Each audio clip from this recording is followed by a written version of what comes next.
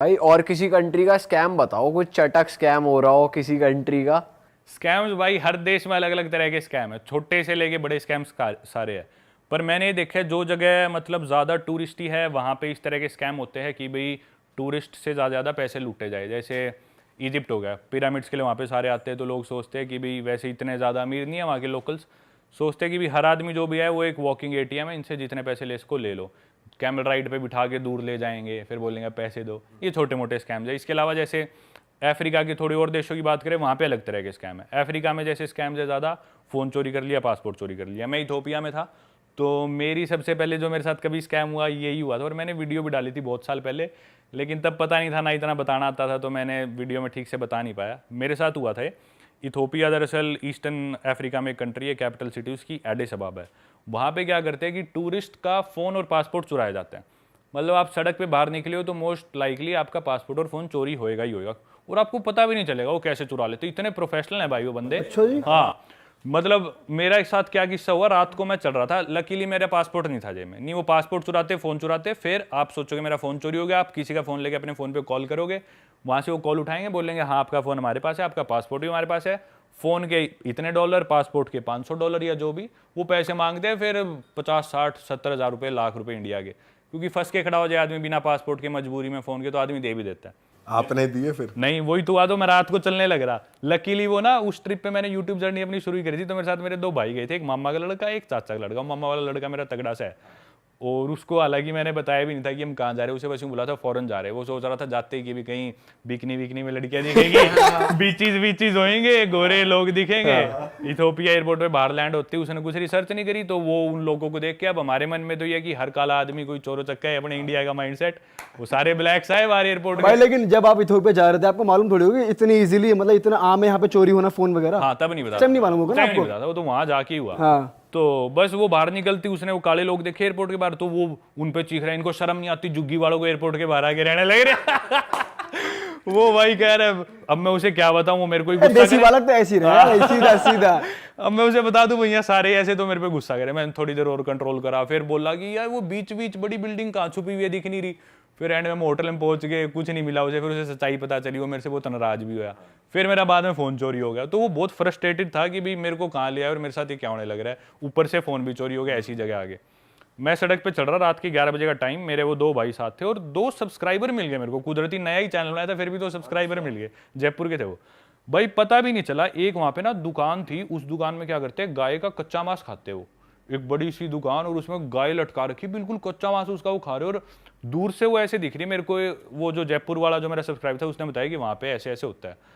तो मैंने अपना फ़ोन जेब में डाल लिया, मैं खुद ही गिनाने लगी, और मैंने सोचा इसकी तो फोटो वीडियो कुछ नहीं बनाऊंगा मैं, भाई क्या चीज़ कर रहे हैं। तो मेरी नज़र ना थोड़ा उधर से थी, भाई क्या ये इन्होंने दुकान बना रखी है। पर उसे हम इग्नोर करके फिर मैं चलने लगा। मेरे पास एक आदमी आया, एक ट्रे सी लेके, उसमें टिश्यू पेपर वगैरह थे, मेरे नज़दीक आके बोला कि भी ये चाहिए कुछ। मैंने उसे दूर से ही कर दिया, नहीं नहीं चाहिए। जहाँ तक मेरे को याद है वो मेरे से 2-3 फुट दूरी जो उसकी क्लोजेस्ट थी वो थी, और 2 सेकंड के लिए आया था। 10-15 सेकंड बाद मैंने जेब में फोन हाथ डाला तो फोन गायब, फोन ही नहीं। भाई इतना प्रोफेशनल बंदा यार, मेरे आज तक नहीं पता चला कि उसने निकाला कैसे। अकेला था वो क्या? दो अकेला बंदा था, और हम मेरे 2 भाई और 2 सब्सक्राइबर, हम 5 जने थे उस टाइम। अकेले की इतनी हिम्मत, रात के 11 बजे आए। वहां पे वो बोलते कि अंधेरा होए बाद सड़क पे निकलो ही मत, ये रूल है अफ्रीका का, मोस्टली कंट्रीज का। निकल रहे तो आप बेवकूफ हो।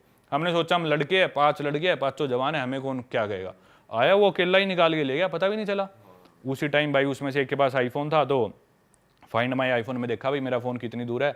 तो हमने, एक के पास गाड़ी थी जयपुर वाले के पास, उसी गाड़ी में बैठे वो लोकेशन ट्रैक करी, हम उस जगह पहुंच गए। रात को 12 साढ़े 12 बज गए। अब भाई वो जगह इतनी खतरनाक, रात को सन्नाटा, सारे दारू पिए हुए लोग, अफ्रीका वैसी सब खतरनाक इलाका।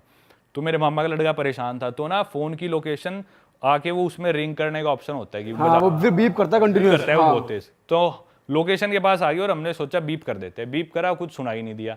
तो एक आदमी गुजरने लग रहा था दारू पी के, तो मेरे मामा के लड़के को मैं बोला शायद इसके पास है। मैंने बस शायद ही बोला था भाई, उसने जाके पकड़ के उसको मारना शुरू कर दिया। वो पिटा भाई बहुत फुल, कुछ कर दिया भाई हाँ, उन्हीं के इलाके में। और भाई एक आदमी दारू पी रहा, उसे पीटना शुरू कर दिया उसने। भाई वहाँ भीड़ सी इकट्ठी होगी ऐसे ऐसे। फिर एक लेडी आई, उस लेडी पे हमने थोड़ा ट्रस्ट करा, क्योंकि उसके हाथ में बच्चा था। हमने सोचा क्यों झूठ बोलेगी, तो ये बोली तुम्हारा फ़ोन चोरी हुआ होगा। हम बोले हाँ ना, वो इंग्लिश नहीं आती बिल्कुल भी, इशारों में जो बात हुई। तो बोली अंदर एक गली है, उस गली में जाओ, वहाँ पे रहते हैं वो जो जिन्होंने चुराया होगा।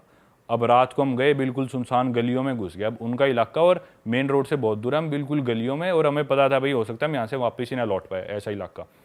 भाई घुसे, एक कमरा सा था, अंदर से शोर आ रहा था, तो हमने सोचा इधर जाके लोगों से पूछते हैं। उस कमरे में हम घुसे तो 8-9 लड़के, जवान लड़की, दारू पी रहे और वो स्नूकर खेल रहे, और सबके हाथ में भाई आईफोन, सैमसंग गैलेक्सी। अफ्रीका में जहाँ लोगों के पास फ़ोन ही नहीं होते, उनके पास वो फ़ोन। हम समझ गए भाई इनमें से ही कोई चोर है। हम जाके बोले भाई ऐसी ऐसी बात है, तुम में से किसी ने फ़ोन चुराया, फ़ोन दे दो। वो बोले कौन हो तुम, इधर किस तरह आ गए, तुम्हारी हिम्मत कैसी हुई आने की है। वो हम बोले हम जाएंगे नहीं, फ़ोन लेके ही जाएंगे। तो हमारी कई देर बहसबाजी सी चली। ऐसे हमने सोचा कि भी बात ज़्यादा बिगड़े ना, क्योंकि इलाका उनका, लोग भी वो ज़्यादा थे।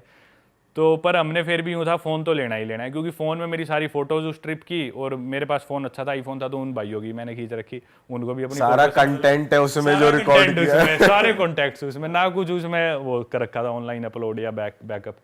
फिर भाई एक जयपुर वाला लड़का स्मार्ट था। इथोपिया में सिर्फ एक ही कंपनी है, जैसे अपने तो एयरटेल, जियो, वोडाफोन, वहाँ पे सिर्फ इथियो टेलीकॉम कंपनी है, और आपका मोबाइल नंबर आपकी नेशनल आईडी से रजिस्टर्ड है। मतलब आपको किसी का मोबाइल नंबर पता चल गया तो आपको उसका आधार नंबर पता है।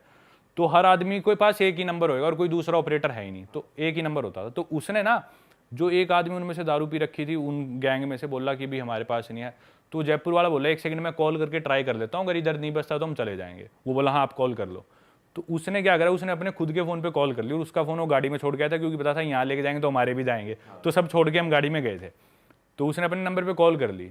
वो समझ गया भाई ये नंबर इसने किसका मिला है, ना कुछ फ़ोन बजा। वो समझ गया ये गड़बड़ है, ये तेज़ बन गया हमारे साथ। अब वो हमारा कुछ करते भी है तो हमारे पास उस आदमी का नंबर है, मतलब उसकी आइडेंटिटी हमारे पास है। और वहाँ पे फ़ोन चुराने का क्राइम बहुत ज़्यादा है, लेकिन उतने ही स्ट्रिक्ट लॉज भी है। अगर आप फंस गए ना तो आपकी बेल नहीं होगी, आपको जेल हो जाएगी। लेकिन फंसते नहीं है वो, क्योंकि कौन हिम्मत करता है उनकी झुग्गियों में जाके उनसे पंगे लेने की, कोई नहीं फंसता। उन्होंने सोचा भाई अब हम फंस गए, तो तब हमारा पलड़ा थोड़ा भारी हुआ। उनसे मैंने बात करी, भाई फ़ोन दो, और ले दे के रात को उनसे फ़ोन वापस ले गए। तो ये किस्सा था। भाई आप हो थोड़े डेंजरस जगह पे ना, आप चले जाते हो, कुछ है सीन। क्या बात कर रहे हो कि कौन घुसता है उनके झुग्गियों में? भाई आप चले गए, परमवीर भाई घुसते हैं भाई अपने। एक आम आदमी पीट दिया आपने वहाँ, भाई ने हमारे। बिना ही बात पीट दिया। वो शरीफ आदमी था, बुरा भी लगता है वैसे। पर भाई हम भी शरीफ से, हमारा फोन क्यों चुराया? सही बात है भाई, ये भी बात मुक्के सही मार दिए भाई ने। अरे उसने बहुत मारे यार। वो है भी ऐसा, वो देसी आड़ू जान नहीं होती, वो उस टाइप का है, बिल्कुल दूध दही खाना सिर्फ, और उसे लड़वा लो बस, ऐसा है वो। और वो तैयार बैठा था मुझे कोई चाहिए गुस्सा उतारने के लिए। वो उसने इतना पिटा यार, सड़क पे उनके लोकल भी इकट्ठे हो गए, छोड़ दो इसे मरेगा ये। बहुत कैड़ा लगा होगा उस बंदे अरे को। भाई बहुत मारे उसके, उससे उठा ही नहीं जा रहा था आखिरी में, पता नहीं कैसे लेके भाई गए। ये खासियत है हम देसियों की, कहीं जाके लठ काट देंगे। और वो उसे हिंदी में लग रहा, वो हरियाणवी में। अब मैं, वो मेरा भाई इतना देसी, मैं बोलता भाई इधर इंग्लिश नहीं बोल, इंग्लिश ही समझ में आएगी, हिंदी कौन समझेगा? बोला ये सारी समझे, काट फोन, फोन काट।